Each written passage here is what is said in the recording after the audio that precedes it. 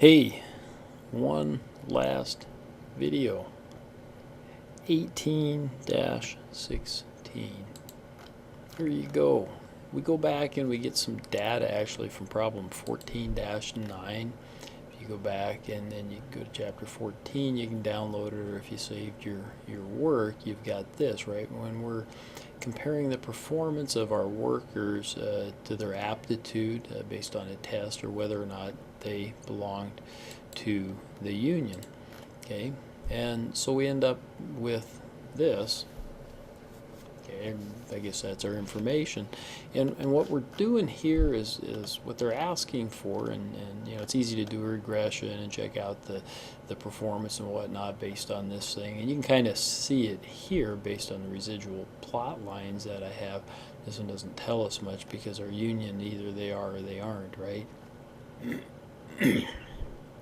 And I guess it doesn't give us a whole lot of data there about whether that's better or worse necessarily. But the aptitude, you can see, you know, a fairly clear trend, right? That the higher they score in the aptitude test, the better their performance. Okay, but that's neither here nor there. Actually, for the question that we're asked to find if there is a correlation between these. Okay.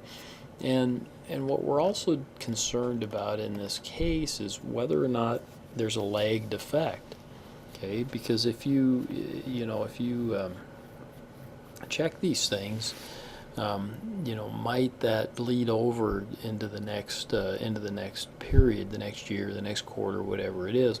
You know, the book, probably a better example, I don't know, maybe your guys' is too, it talks about advertising and its effect on sales. Well, certainly it might have a big effect in the month that the advertising occurs, but is there a bleed over effect? And so is there a correlation between that? And so we do some simple things actually to get this done. And first we just do our normal regression analysis. So got our data here and we do our data analysis. One thing we got to do here is remember that performance in this case is our dependent variable, right? Sometimes we got these the other way around, okay? But in this case, this is our dependent variable, and our independent variable is, right, both aptitude and union, independent variables, okay? And we got labels because we included those up there. I'll put this in a new workbook, and you got to check these too. You don't really need the plots, but I put them in there, I guess, just because you can or cannot check that. It doesn't matter. And then I'll just have this go to a new workbook, but then we'll come back here and I'll show you some things. Okay, so there we go. There's our output, and it looks just like the output that I have down here. Okay, so we got these residuals. Remember we talked about you know, the residuals, the predicted performance, okay, versus the what actually came of it, if that makes sense. This is the plus or minus. Okay, to do the lagged then residuals, and I'll go to my deal over here, and you know, let's just we'll merge and we'll merge that and center it. We'll call this lagged residuals. And maybe we'll also wrap our text if I can do that.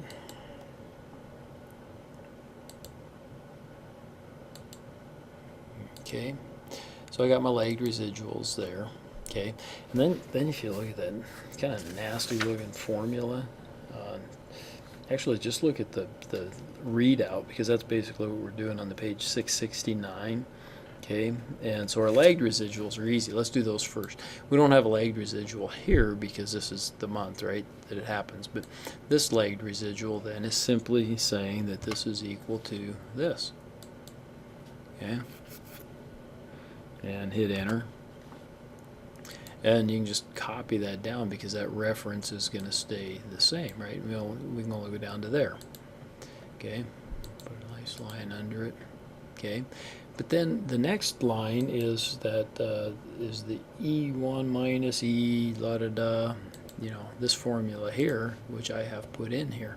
Okay, And that one is simply this minus this, and then we square that result, I suppose, to get rid of the negatives. So again, we're kind of looking for a variance here. Like this is kind of like standard deviation, and so this is kind of like a variance.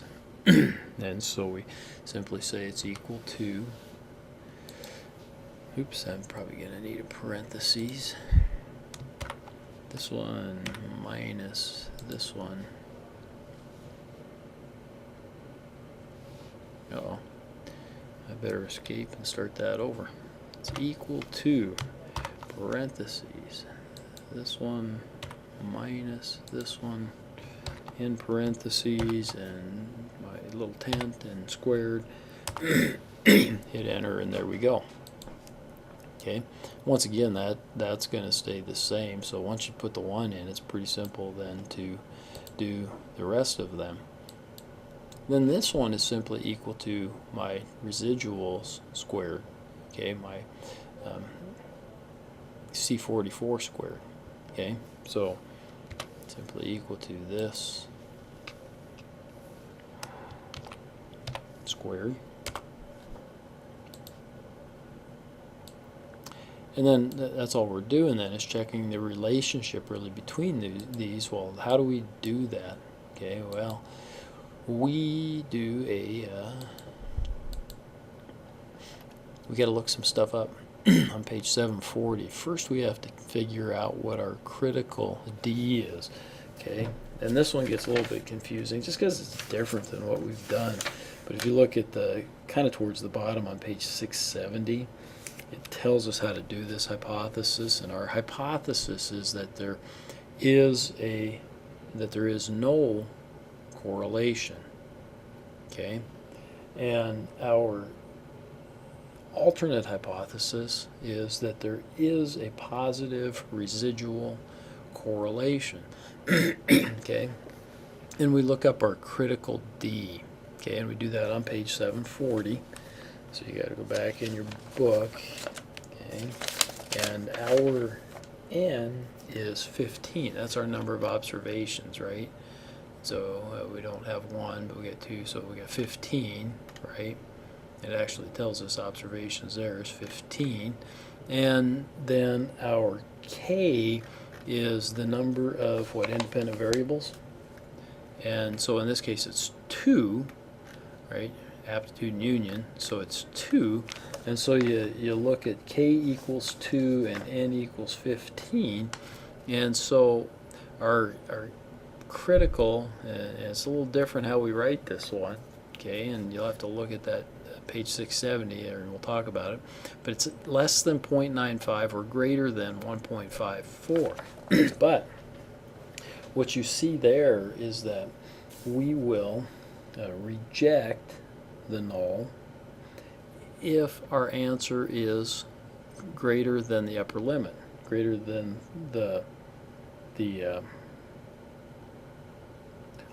we will not reject the null if our answer is greater than the upper limit. We will reject the null if it's less than the lower limit. And remember, our null hypothesis is that there is no residual correlation. Okay? Again, this is a little awkward compared to some of the other ones that we've done. Okay, so we have to calculate our D, and that may sound kind of difficult, but it's actually rather easy. It's simply equal to this one divided by this one. Okay, equal to this divided by this, and we get 2.48. Okay, it's greater than 1.54. Okay, and so if it's greater than, then we cannot reject the null, or we can actually accept the null. Okay, and we can say that there is then no correlation between the residuals and the lagged residuals is what we're looking at there. For the last one, I hope that makes sense to you. There you have it. So long and goodbye.